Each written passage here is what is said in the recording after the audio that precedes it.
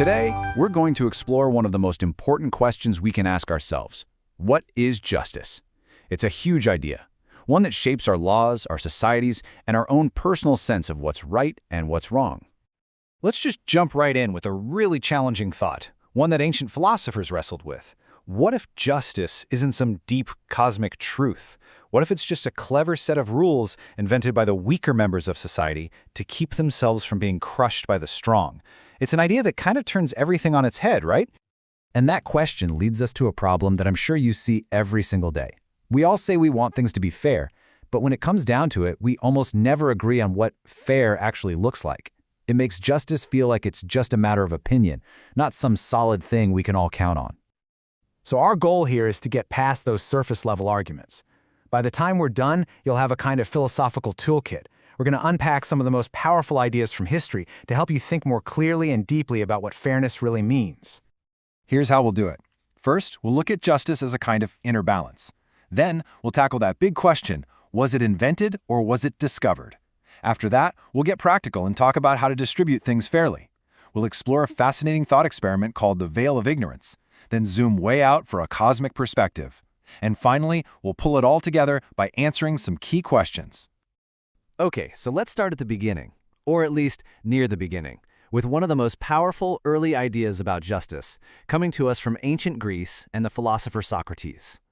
You know, if you ask someone to define justice, they might say something like this. Justice is about being honest and giving people back what you owe them. Seems simple enough, right? It's a pretty good rule to live by. But Socrates came up with a classic problem for this simple rule. Let's say you borrow a weapon from a friend. Later, that friend loses their mind and comes to your door angry, demanding you return the weapon. Well, the rule says you should pay your debts, but is giving the weapon back the just thing to do? Almost everyone would say no. And that simple example proves that just following simple rules isn't enough. So for Socrates and his student Plato, this was a huge clue. It meant that true justice can't just be about what you do on the outside. They argued it has to be an internal thing, about the health and order of your inner self, or what they called the soul.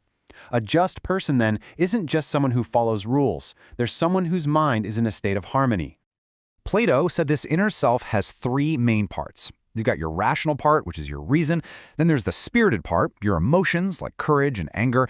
And finally, the appetitive part, which is all your desires for things like food, drink, and money.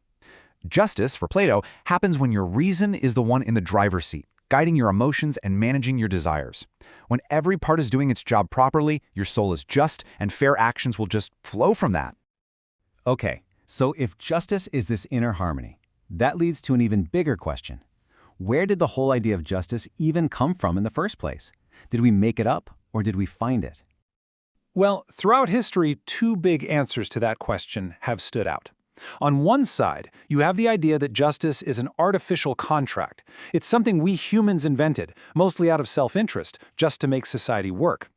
But the other side argues for something called natural law, which is the idea that justice is a universal truth, something that's always been there for us to discover through our own reason.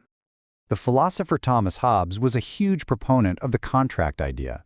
He imagined a time before government, a natural condition, and he thought it would be a total nightmare, a constant state of war where life was, in his famous words, solitary, poor, nasty, brutish, and short. So to escape that chaos, people agree to a social contract. They give up some freedom for security. For Hobbes, justice is nothing more than keeping that agreement.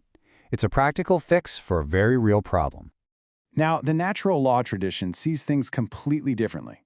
Thinkers like Thomas Aquinas believe that justice is based on certain basic goods, things that are obviously and universally good for people no matter where you live. Things like life itself, the ability to reason, living in a community, and gaining knowledge. So, from this point of view, a law is just if it helps people achieve these natural goods. Justice isn't something we invent, it's something we discover by thinking about what helps humans flourish. So this moves us from the abstract theory of justice to the really messy, practical stuff. How do we actually apply these ideas? One of the biggest challenges any society faces is how to distribute things fairly. We're talking about everything from money and jobs to praise and punishment. The philosopher Aristotle gave us a really helpful way to think about this. He broke it down into two main kinds of practical justice. First, there's distributive justice. This is all about giving people what they deserve based on their merit. Think of it as to each their due. Then there's rectificatory justice, which is about fixing things when they go wrong. Its goal is to restore the balance and make the victim of an injustice whole again. Now let's jump forward a couple thousand years to a modern thinker, John Rawls. He came up with a very powerful idea called the difference principle. He said, look, inequalities in society, some people having more money or status, are okay, but only if those inequalities are arranged so that they benefit the people at the very bottom the most. This is a huge shift, right? It's not just about what you deserve, it's about making sure the system works for the most vulnerable. So you might be wondering, how did Rawls come up with a principle like that? Well, he used a really brilliant thought experiment designed to force us to think about fairness without any of our personal biases getting in the way. I want you to imagine this. You and a group of people get to design a brand new society from scratch. You're in what Rawls called the original position. But there's a big catch. You have to make all the rules from behind a veil of ignorance. What that means is you have no idea who you're going to be in this new society. You don't know your gender, your race, whether your family will be rich or poor, or even what natural talents you'll have.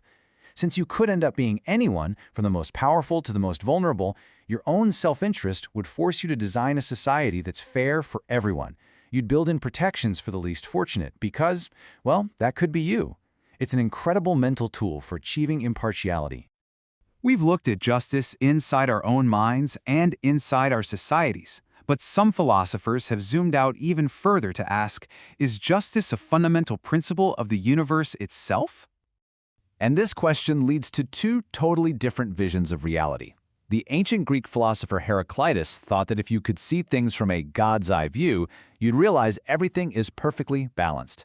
Things we see as opposites like war and peace, good and evil, are just part of a cosmic tension that creates harmony. Then you have Friedrich Nietzsche, who said, no way, there is no cosmic balance. Justice is just a deal struck between people who are roughly equal in power so they don't destroy each other.